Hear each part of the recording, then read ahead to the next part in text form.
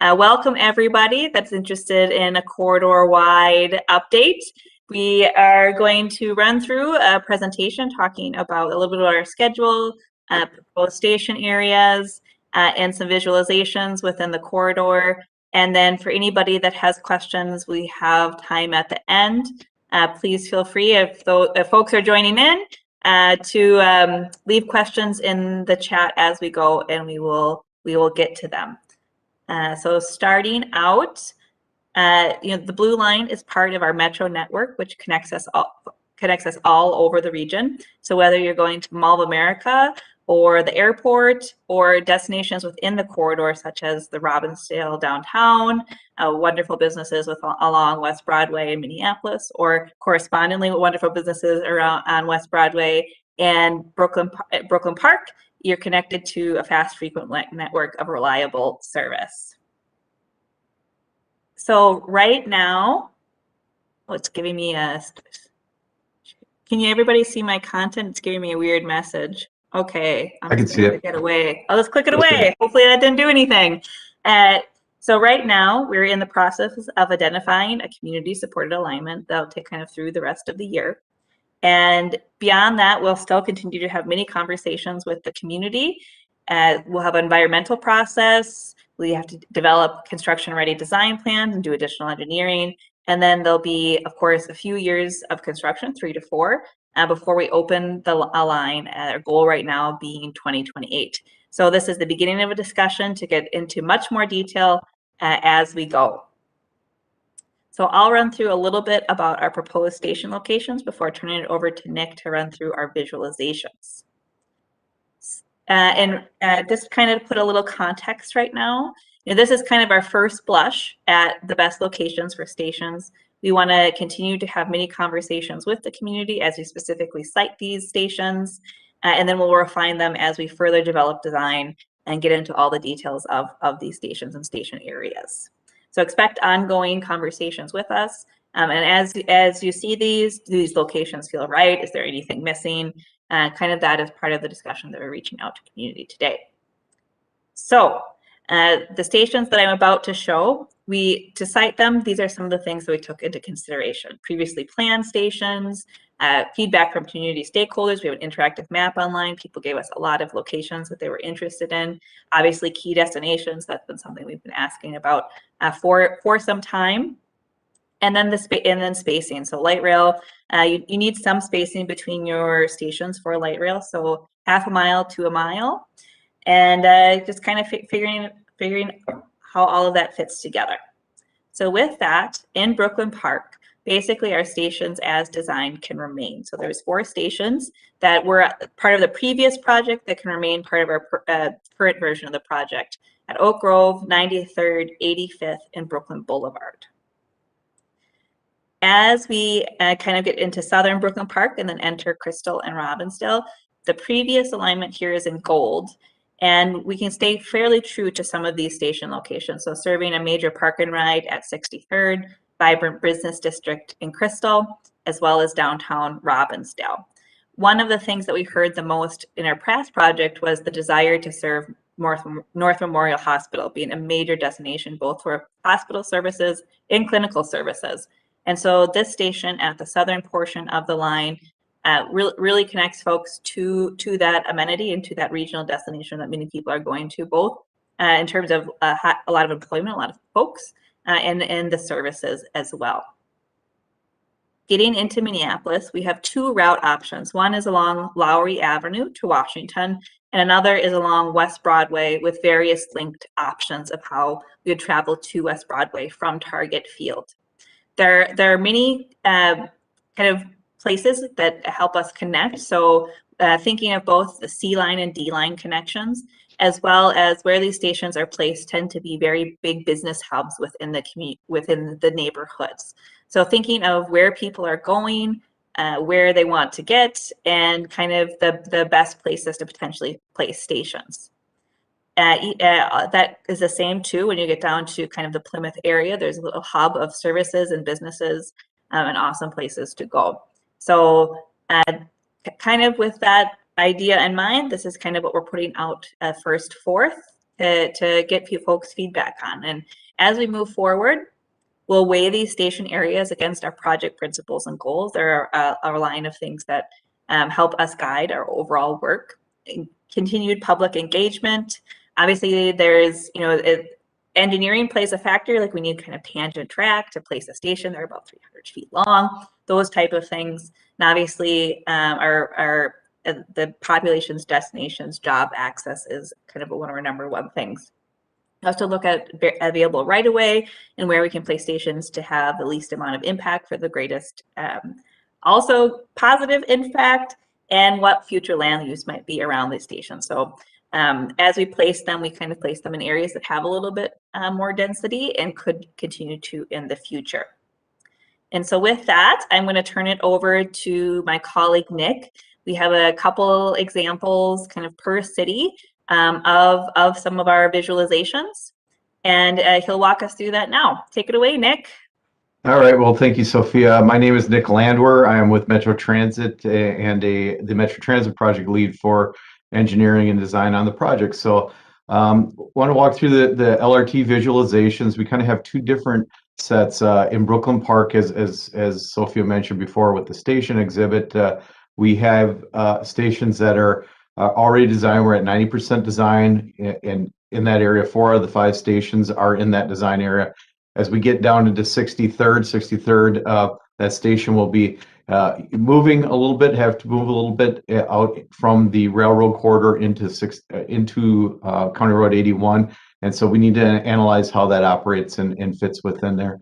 And then also with Brooklyn Park, as we're looking at options farther south through Crystal, Robbinsdale, North Minneapolis, well, we still want to engage with the public on Brooklyn Park and talk about the project as we have it designed at this time. So next slide, please.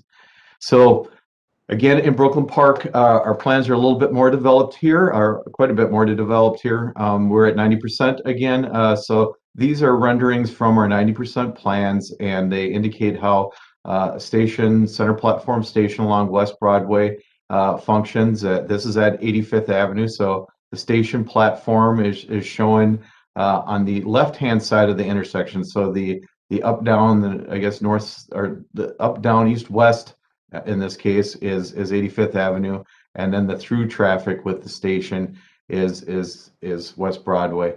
So at the station, as with all, what we like to have center platform stations, so they're consistent with the footprint. So the footprint is the same on most of them. So folks, when they get to the station, all the amenities are in the same place. So as you walk up the ramp, the card readers, the go-to card readers, the ticket vending machines are in the same place. The informations, the signage, the interactive television screens are in the same place on these stations, so folks know where they're going. What we can do, and what's shown on this, is look at some of the architecture to make it fit within the existing community, to fit within that context. So we can work on the roof facade structures to kind of incorporate into that area where it's designed. Paint structures or paint on the platforms and colors on the platforms are some of the elements that help individualize each station. One of the things we also look at as we do this is the pedestrian bike connections to the stations. How do we get our customers to them safely and efficiently? And we really focus on, if we can, to have the primary access for these stations at a signalized intersection, so folks can, as you're walking to it, you can push a button, get a pedestrian signal, walk across, get to the station. Or if you're going, not going to the station but going across, you have that safe crossing and the potential for a refuge at that station area if you can't get it all the way across. Next slide. So this is the same station. This is looking from the south to the north. This is at North Hennepin Community College. So the benefit of this station area, not only do we have residential, we have a library on the north side of it. We're right adjacent to North Hennepin Community College with this, and there's some commercial shopping area, restaurants also in this neighborhood.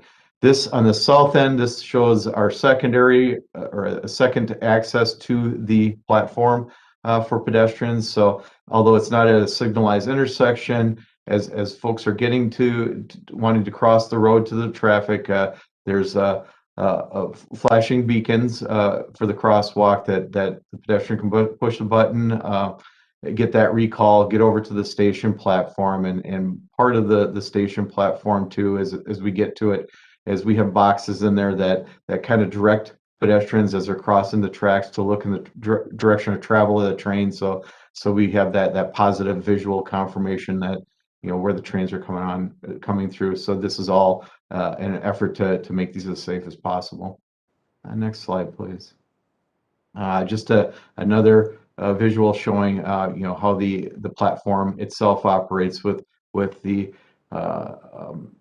televised announcement, or the announcements on there, the kiosks to look at schedules, protection from the elements with some wind screening, and roof if it's raining or snowing in these locations.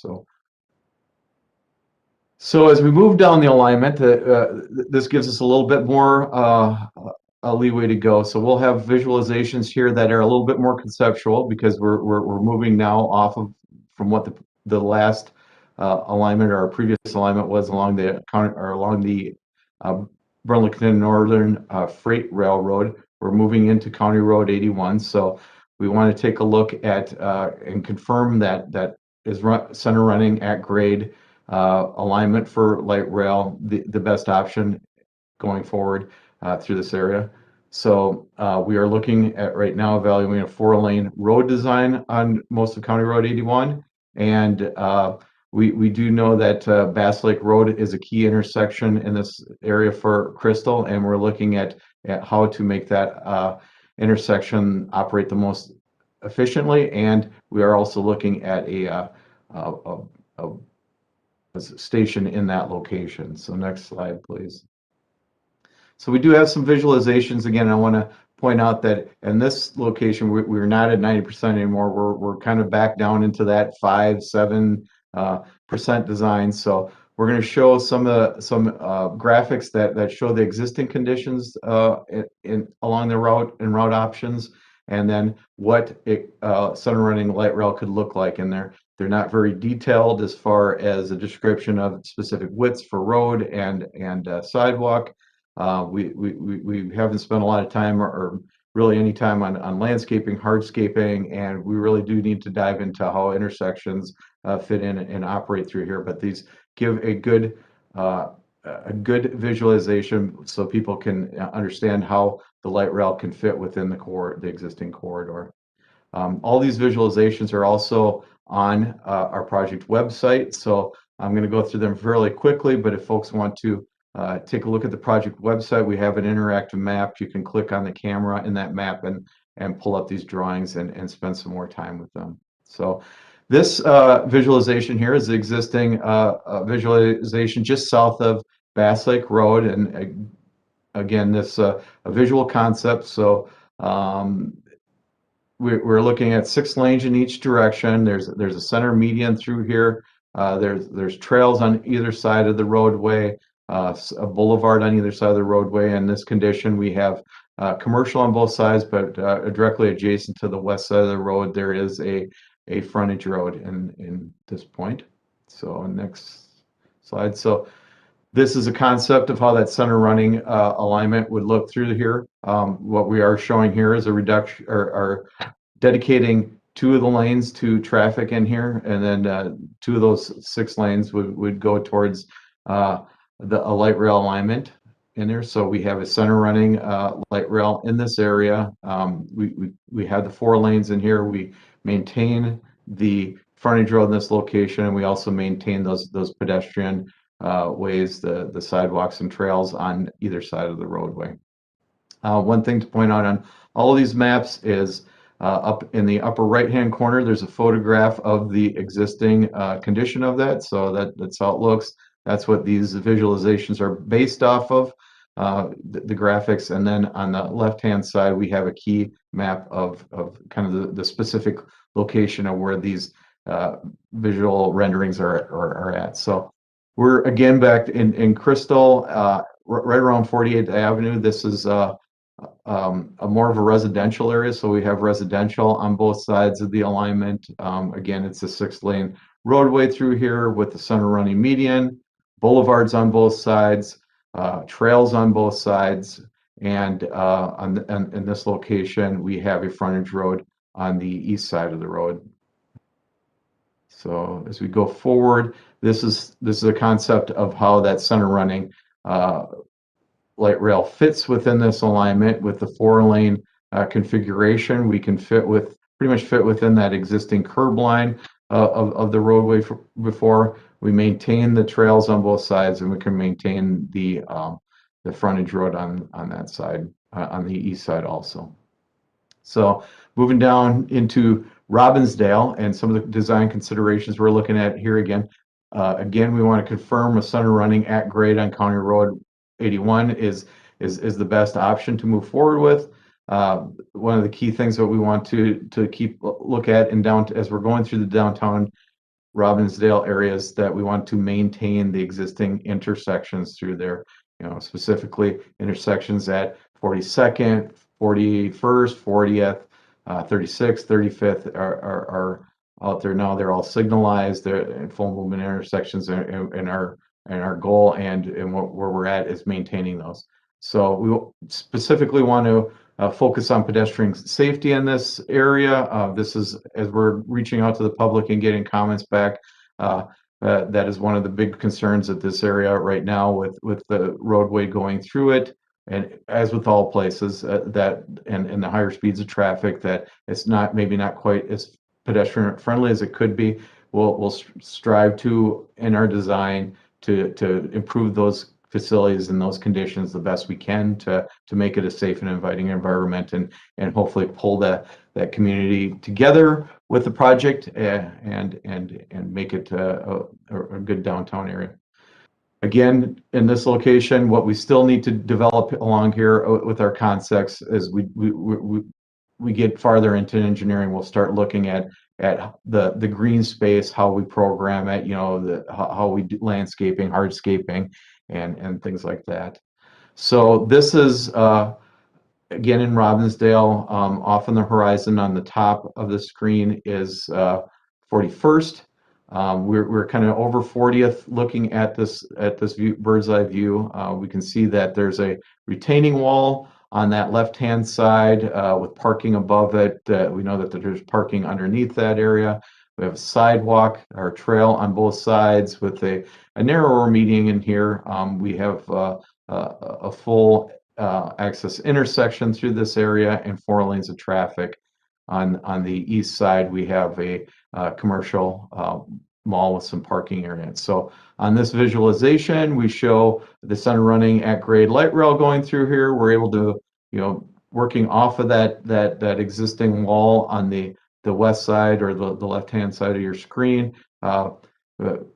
We want to maintain that area, maintain the parking there. We continue with the trail. We have 2 lanes of traffic in each direction. We're able to maintain the intersections in this area at 41st and 40th, and again a trail on the east side. There could be some parking impacts to that strip mall, and in all locations like this, we'll work with the property owners to mitigate the impacts that this could have to the property, and how we can work forward to mitigate by either replacing or working with that property owner on the best way to move forward. Again, in Robbinsdale, moving a little bit farther south, this is down towards North Memorial. We still have a 4-lane roadway here. There's frontage roads on either side. There's pedestrian and trails on either side of. We have a pretty good sized median through here, and a decent boulevard between the frontage roads on either side.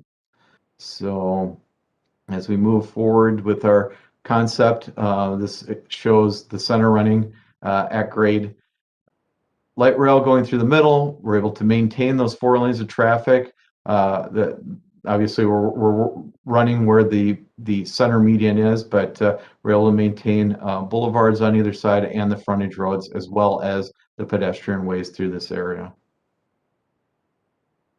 So we're going to move a little bit farther south as we get into Minneapolis and a few more design considerations here because as we get off of County Road 81 or as we're moving down County Road 81, we start having two different route options through North Minneapolis to evaluate and comment on it. It's the Lowry Avenue to Washington is one alignment, or continue on County Road 81, which turns to West Broadway in this area, and as a consideration. So we need to determine the lengths, as Sophia pointed out in the map before, and how to get to either one of those route options and how that'll function.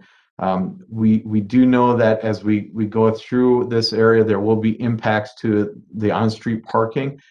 There is a parking analysis underway, so we can develop a toolbox of how we mitigate for that parking. We know that if we're disrupting that parking or taking it away, that we need to work with the community there, the business owners, the property owners, to evaluate the potential of maybe a district parking, look at if there's options for side street parking, or each specific property, if there's a way that we can work with them and mitigate that for them if there's room in the alley, and also look at how deliveries and things like that are handled along the alignment.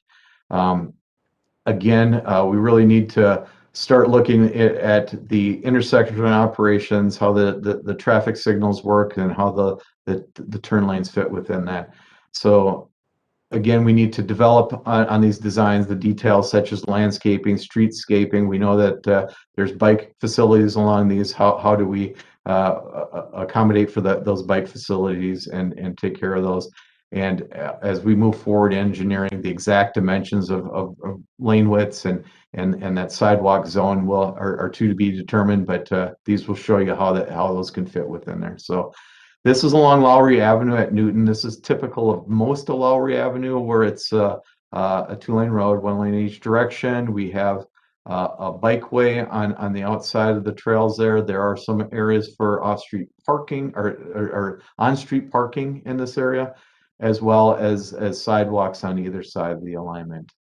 And this shows more of a residential commercial area. So this is how light rail fits within that quarter center running. So this option or concept shows continuing that 2 lanes at each direction. They're on either side of the light rail corridor. We do show on this, a concept of what's called sharrows, where you're sharing, bikes and cars are sharing the lanes.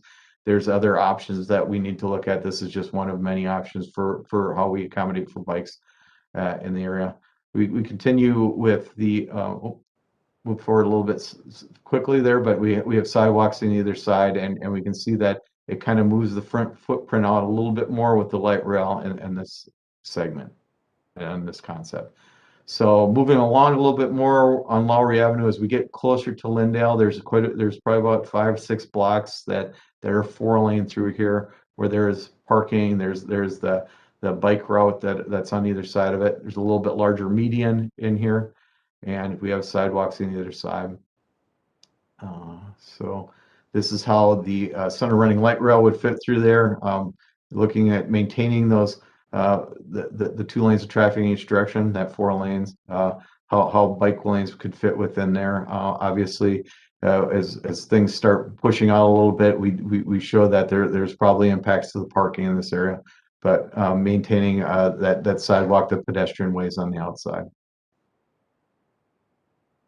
Moving over to our other route option is West Broadway. This is a visualization at Queen Avenue. So the existing condition is basically a 5-lane roadway. So we have 2 lanes in each direction with that center turn lane. Sidewalks, pedestrian ways on either side. We have more residential in this area with single-family homes in this depiction, and on one side, and maybe higher density apartments on the other side of the roadway. And as we come through with center running, so we reduce the lanes down to 1 lane in each direction here with that center running guideway. Maintain those pedestrian ways, the sidewalks on the outside, and fit through within this corridor. Moving a little bit farther south on West Broadway, this is at Newton Avenue. Again, the existing condition is it's a 4-lane road through this area with medians shown here, a center median in here, and then the trail directly adjacent to the roadway, or not a trail, but a sidewalk directly adjacent to the roadway on each side.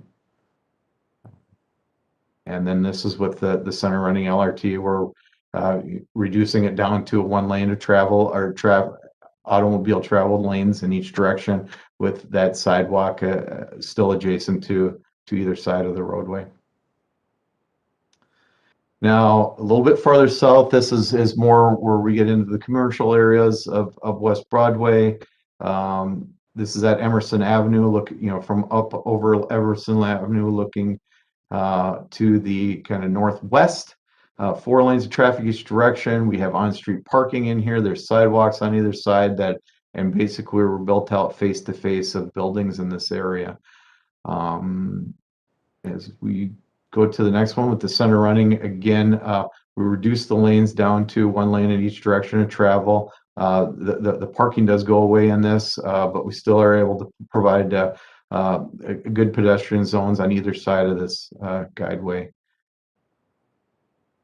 So we've been asked to evaluate and look at some other options. We just kind of want to show those to you and how they would work within the concept. So one of them was elevated. The thought was that maybe the elevated could reduce some of the impacts to the traffic, and so this concept shows elevated here, what the structure looks like. With elevated, we still need to maintain that 28 to 30 foot wide guideway up, but it's just up in the air. They're on columns that are 8 to 10 feet wide along there.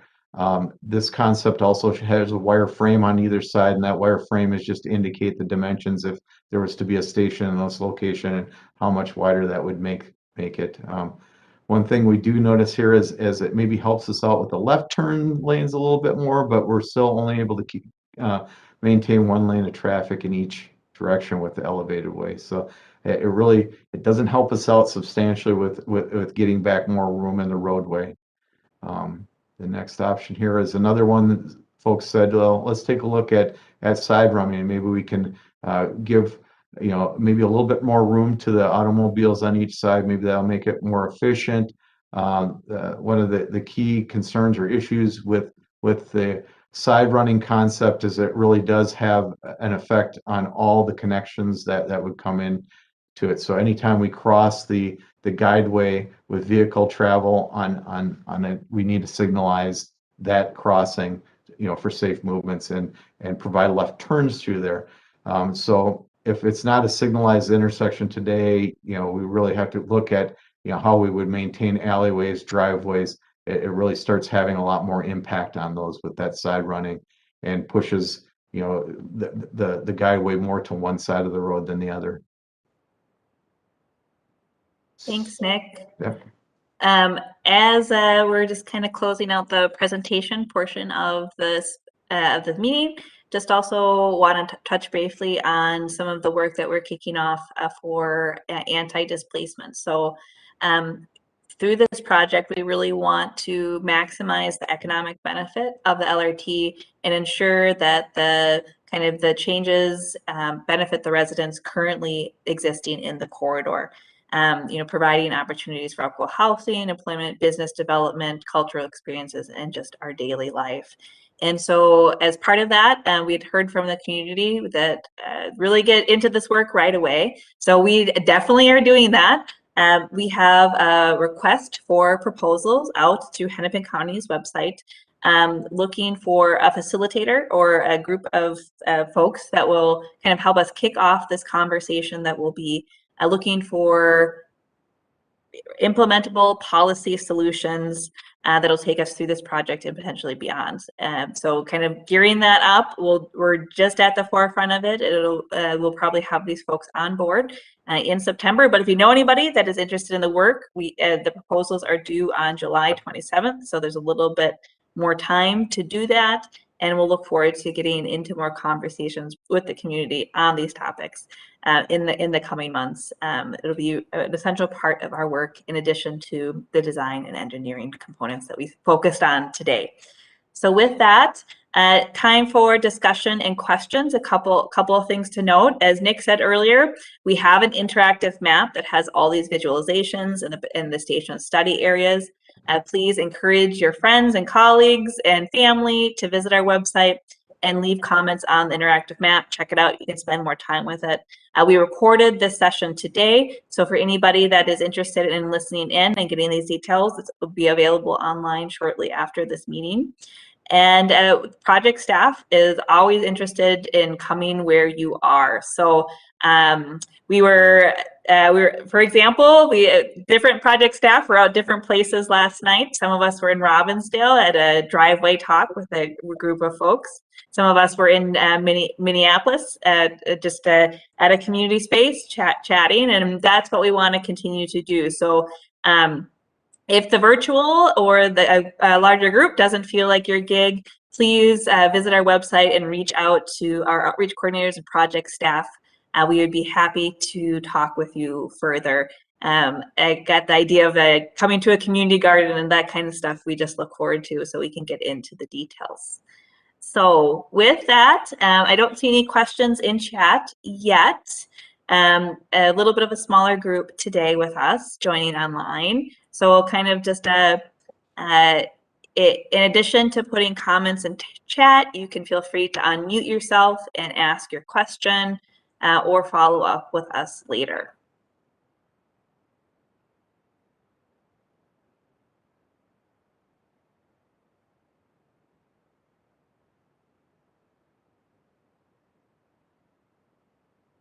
Quiet group today, it seems. We've had the great pleasure of probably talking to a few hundred people this week at various locations, and so we continue to hope to do that. We also next week, if you prefer the in-person, we have open house in Crystal at Becker Park on Monday evening, as well as 2 more virtual events, one focused on Minneapolis and one focused on kind of the County Road 1, Crystal, Robbinsdale area later in the week. So if that is more your gig, there's many ways to connect with us throughout this time. So Nick, any parting thoughts?